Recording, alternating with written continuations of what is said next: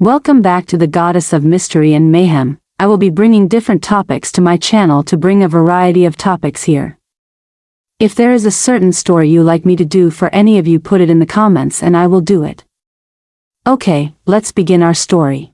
Let's get right into it, cause this chick is baffling. So, she is the most successful serial killer whose name you've probably never heard of. Let's welcome you to the stage, Guila Tofana. Okay, yes, she's the most successful serial killer that, is never talked about. Guila killed hundreds of men in the 17th century in Italy when she turned her makeup business into a poison factory.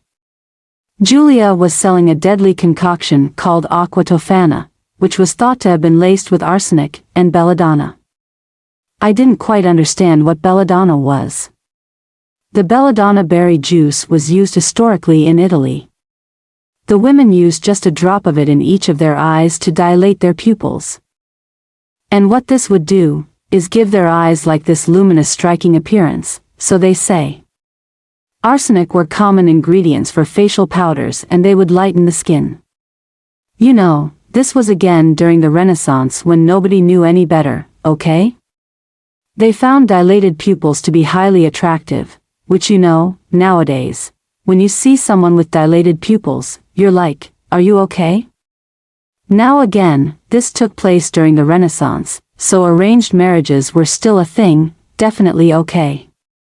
They often forced their families into just marriages, women having no say. Once married, men had complete control over their wives, and over women, and it left these women completely powerless. They had no say, no control, and they just had to sit there and take it. Husbands would often beat their wives, and not face any type of consequence or punishment for that. And would just subject them to all sorts of cruel treatments. Again, they couldn't do a damn thing. It was a time when men just ruled over their own families, and even the most aristocratic of daughters were often just seen as items to be auctioned off into loveless marriage. It didn't matter if you came from money or anything, every woman, was just an item, an accessory, just there. Divorce was not a thing yet, you would never think of just leaving your husband. You wouldn't even bring it up, so don't even think about it. Sit there, look pretty, smiling, and being a wife, sounds awful. So what do you do when you're in these loveless, unhappy, abusive marriages? That you literally cannot get out of? What's your only option? Well, some would say murder. So who was this Guila Tofana? Well, one of history's most prolific serial killers remains a mystery. Yeah, you heard that, right?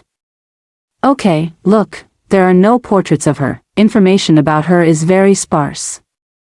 There was an image going around, a portrait of a young woman, she was holding, I think it was like a unicorn, and many had said that this was Guila, that this was a portrait of her. It was proven in fact that it wasn't her, she's seriously like a big mystery, I was looking, but couldn't find much. It was a long time ago, what do I expect? Guila Tofana was possibly the daughter of a woman named Tofania d'Adamo, did I nail it? She was executed in July of 1633. And she was executed because she murdered her husband.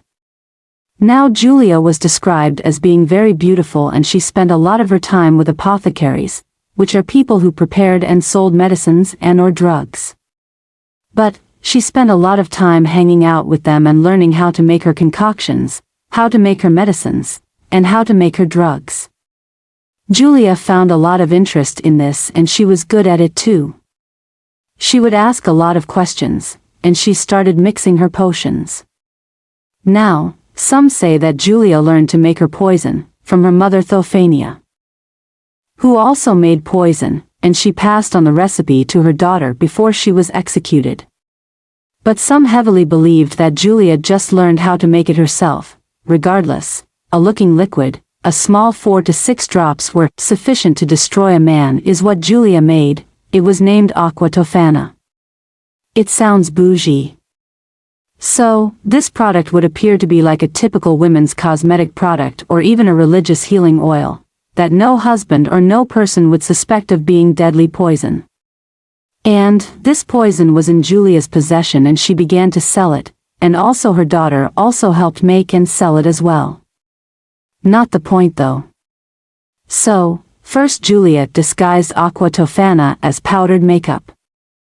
The woman would like, or could set it on the counter, on their dressing tables next to their lotions and their beauty-related products without raising any type of suspicion, like what the hell is that?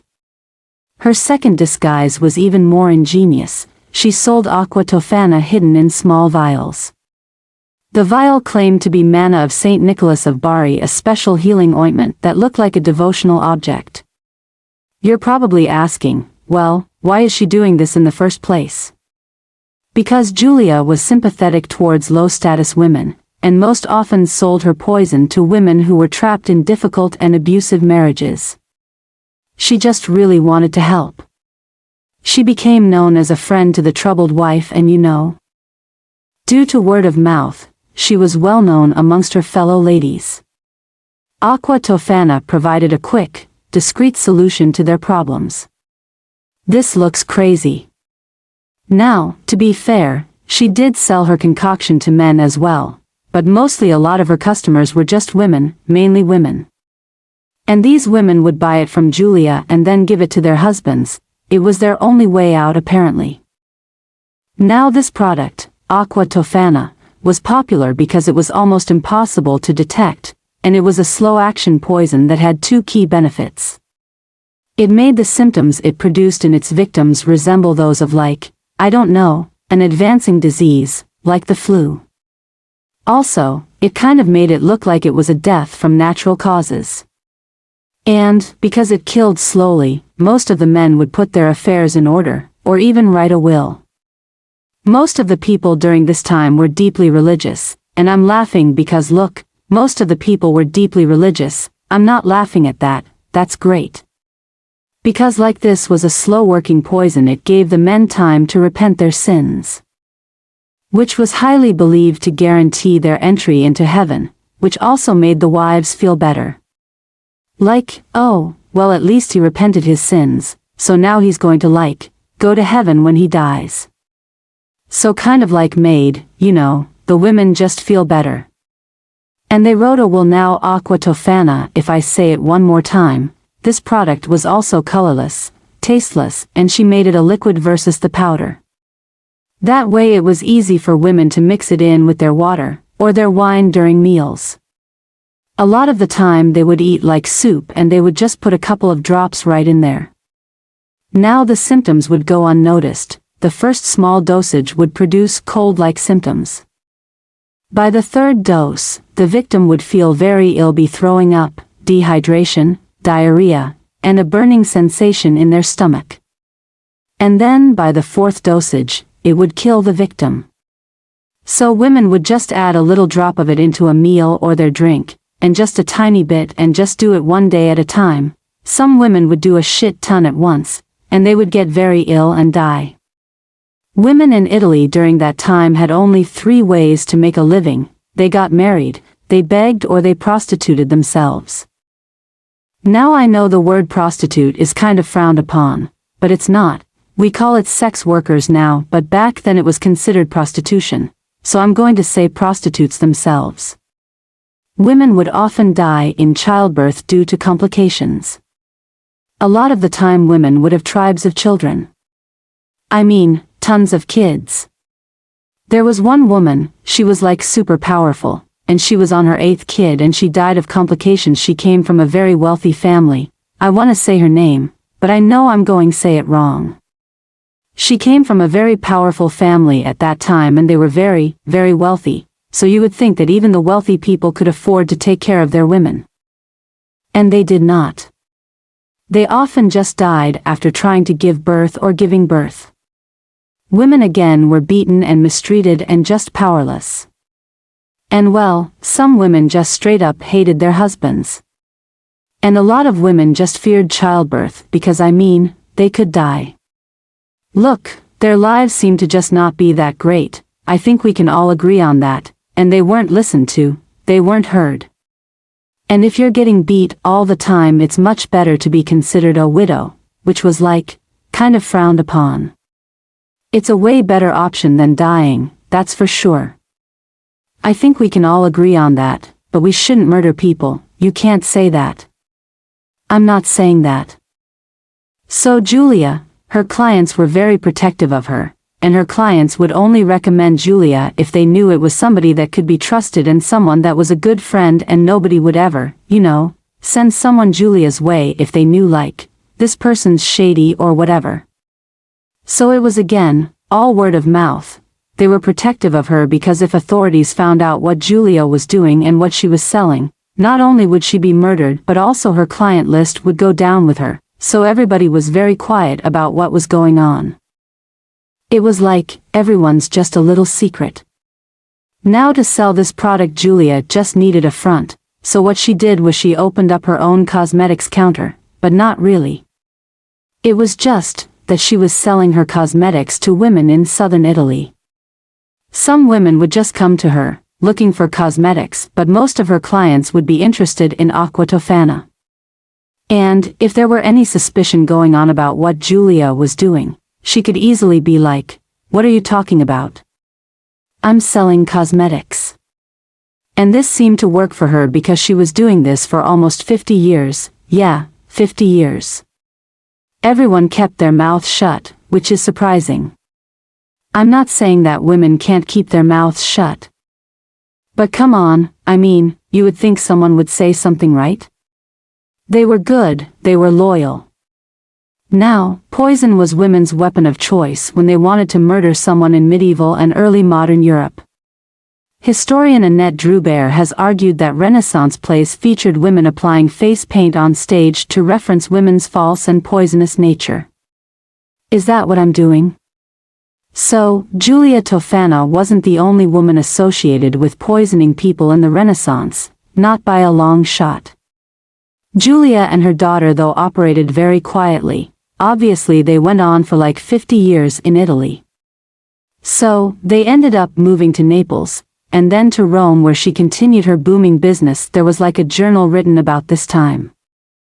In this journal, they said that again it was administered in wine or tea or some other liquid, the husband would feel weak and then feel ill and that they would call a medical man.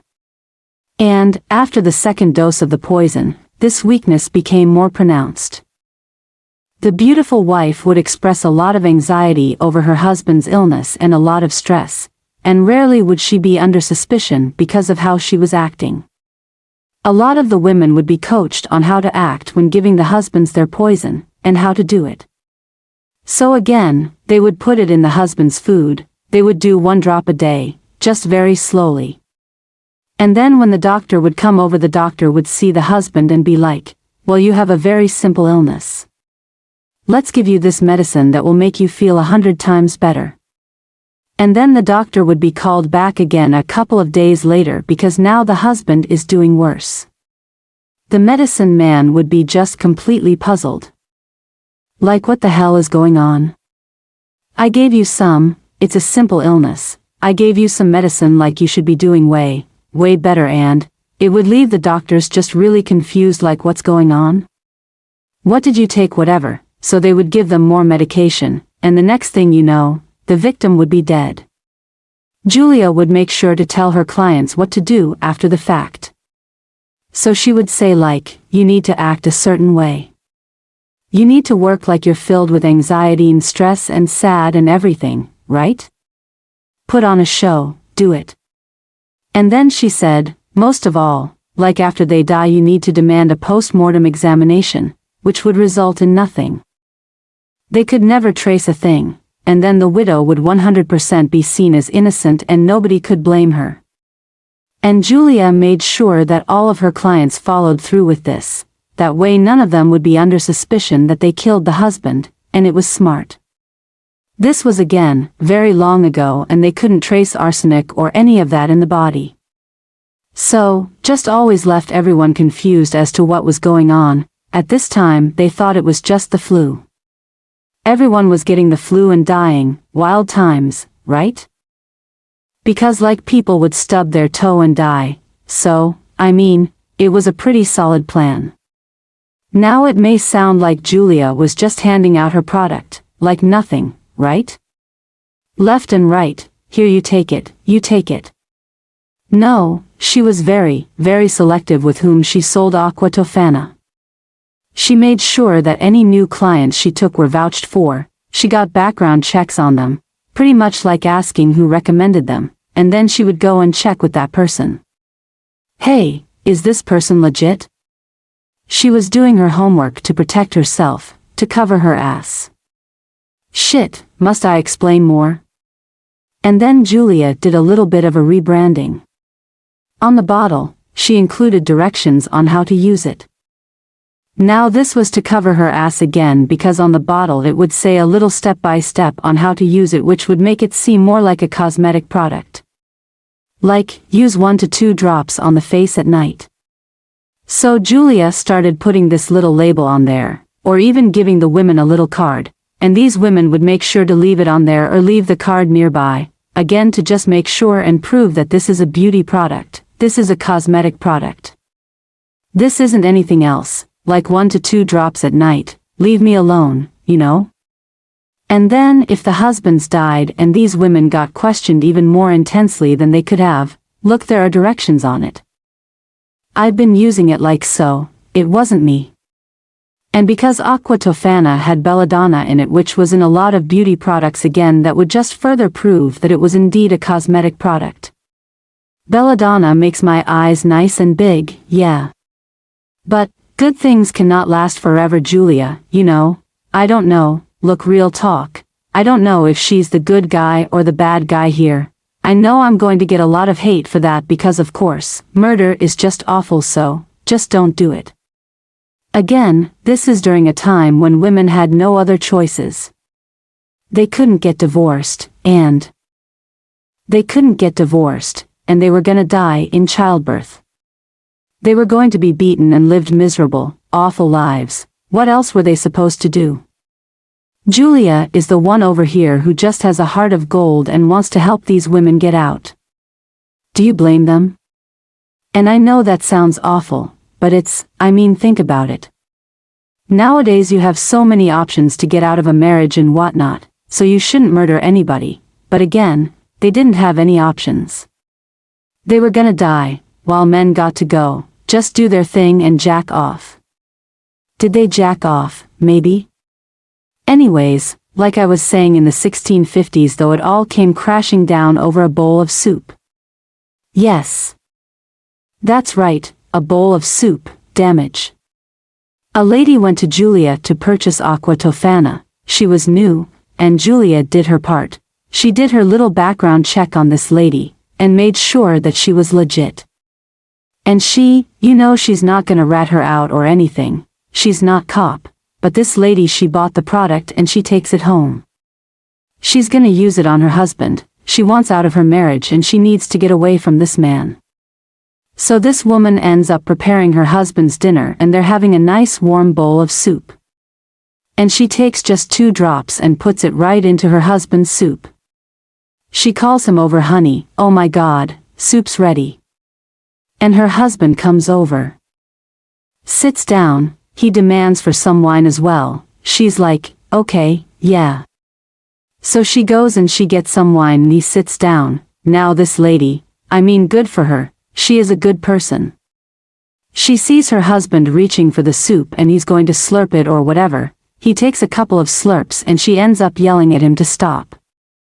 And she pretty much gets slapped in the face of guilt and regret. So she yells at her husband to stop eating, to put it down, and she just kind of freaks out, and she doesn't say why to her husband. She's just yelling at him to put down the soup, to stop eating it.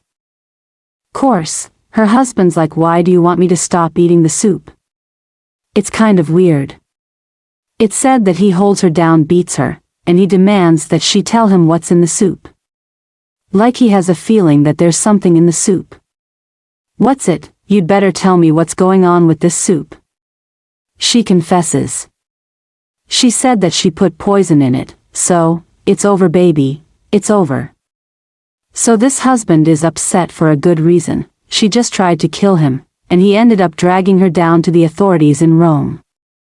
And authorities hooked this lady up to some kind of torture device to get out any information she had, so it's not looking good for her. It's a little unclear if this woman was killed or not. I'm going to say she probably was just based off of their track record. So, she confesses to everything. Word got out that somebody had confessed and it got back to Julia. Now Julia was warned. She was like, hey, look Soup, it happened. This lady confessed, you need to make a run for it, you need to get out of here because they're going to come looking for you. So Julia starts to panic, she knows her fate. You're gonna die, Julia, I'm sorry. Julia ends up packing her stuff, and she goes looking for somewhere to stay. And she ended up going to a church and she asked the church for sanctuary, and they granted it to her. She planned to stay there until she could make her escape and not sure where she was planning to escape, but Julia's just laying low at this church. So, people are talking though, now people got word about what this woman said over there, about her arrest and her questioning, and now rumors are starting. People are talking, okay. And somehow there was a major rumor going around that Julia had poisoned the water supply throughout Rome. You know how rumors go, it's one big game of telephone, that starts with one thing and it ends entirely out of control, overblown. She didn't do that, she didn't poison water supply throughout Rome, but everyone believed she did. So, of course, people are livid, and they want Julia dead, okay? They want her removed. Word also got out that Julia was hiding out at a church. Many people kind of got together. I picture just a mob of people with steak knives. No, I'm sorry, what are those things called? With the forks? Never mind. A mob of people get together and they storm into the church, demanding for Julia. And they are telling this church, you need to hand her over, give her to us, we're burning this place down.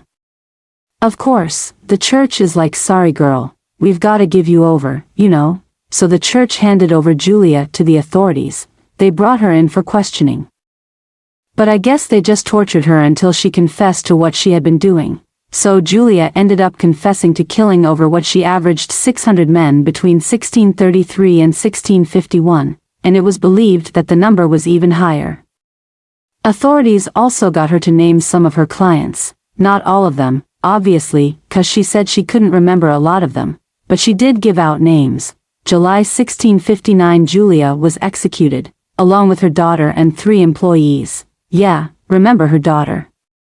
Sorry, I kind of didn't mention her much because again there wasn't much information about her, but she had some employees and sadly, they all went down with her. I kind of like just lightly talked about 600 men. That's a lot of damn men. This story is said to be true because there are journals written about it from that era. Again, like there are no paintings of her, there are no portraits of her. There's nothing to prove that she was a real person. Really? So what if this is all just BS? Aqua Tofana, Aqua Tofana. So Julia, 3 of her employees, and her daughter were all killed. They were killed in Rome's Campo de' Fiori.